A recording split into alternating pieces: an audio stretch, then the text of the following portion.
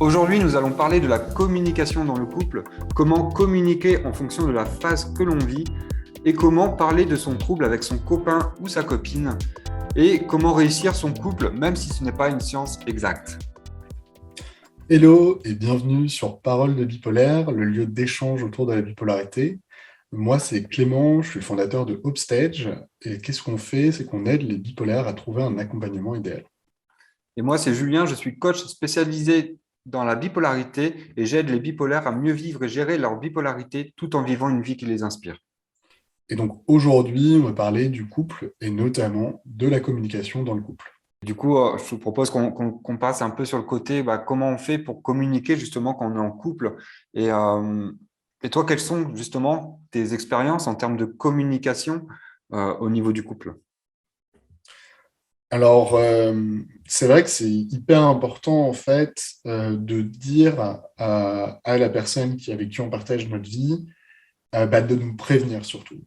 C'est la personne qui, entre guillemets, est la plus à même à détecter nos phases, que ce soit des phases basses ou des phases hautes, et surtout d'être très clair dans le sens où je veux savoir. Je ne vais pas toujours être en mesure de pouvoir comprendre par moi-même dans quelle phase je suis, mais toi, tu vas pouvoir le faire.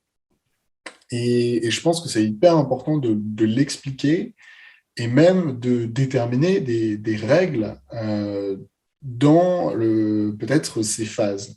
C'est-à-dire que si jamais je suis en phase basse, qu'est-ce qu'on fait? Parce que moi, je vais être capable de faire certaines choses, mais peut-être que d'autres, j'en serais pas capable. Mais quel est un peu le plan d'action? Il y a même quelque chose qui existe, et on mettra le lien, qui s'appelle un plan de crise, pour notamment lorsque la phase est beaucoup trop importante, que ce soit dans une phase haute ou une phase basse, pour donner à la personne l'autorisation de, par exemple, contacter le psychiatre, potentiellement de contacter ses amis, ses parents, voire même d'aller en rendez-vous avec un médecin. Euh, je pense à une histoire où l'ami de quelqu'un que je connais, qui est bipolaire, en fait, il l'a fait venir à l'hôpital parce qu'il considérait que c'était la meilleure manière à faire pour l'aider. Et heureusement qu'il l'a fait. Mais du coup, voilà, il y a des choses comme ça. Et là, je parle des choses extrêmes, mais peut-être que toi, tu peux nous expliquer ce que tu vois aussi dans la communication. Il y a peut-être des choses voilà, auxquelles j'ai pas pensé.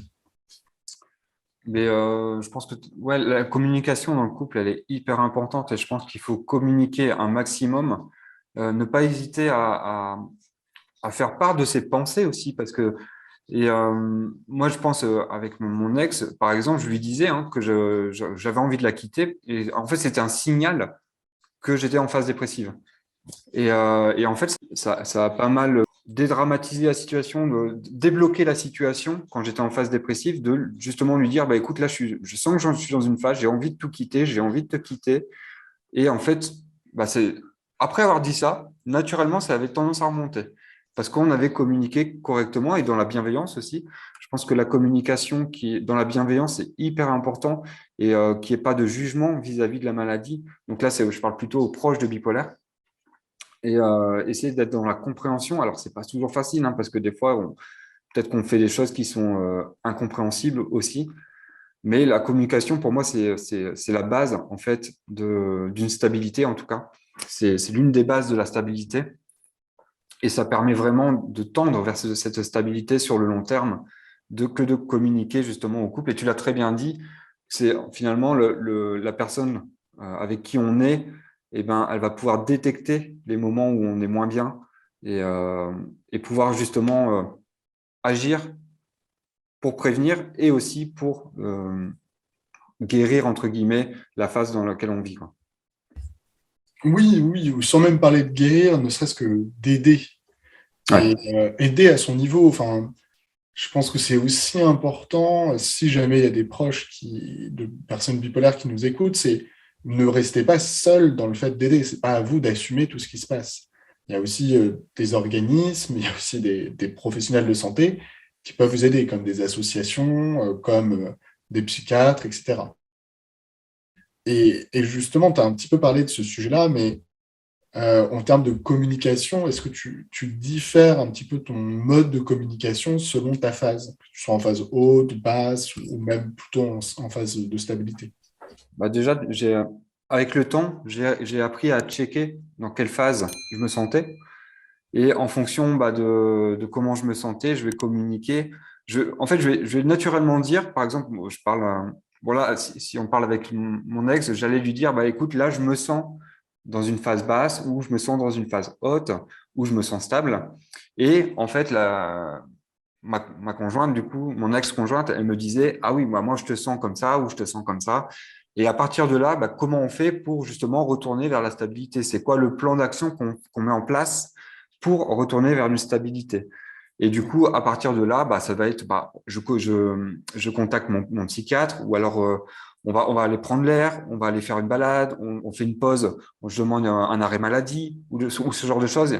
En fait, on met en place vraiment un plan d'action qui va permettre de retourner vers la stabilité. Et toi, comment tu faisais justement pour communiquer avec ta copine vis-à-vis des phases et vis-à-vis de la bipolarité? Euh, Bah, c'est vrai que c'est quelque chose, je pense que je ne faisais pas assez, dans le sens où bon, je lui parlais de ces choses-là, mais j'avais parfois du mal à mettre le sujet sur la table, dans le sens où j'avais des fois tendance un petit peu à faire comme si de rien n'était parfois. Et bon, j'en parlais, mais pas vraiment, et j'allais pas en profondeur dans les choses en tout cas. Et j'avais tendance à beaucoup écrire, notamment dans mon Hmm. journal intime.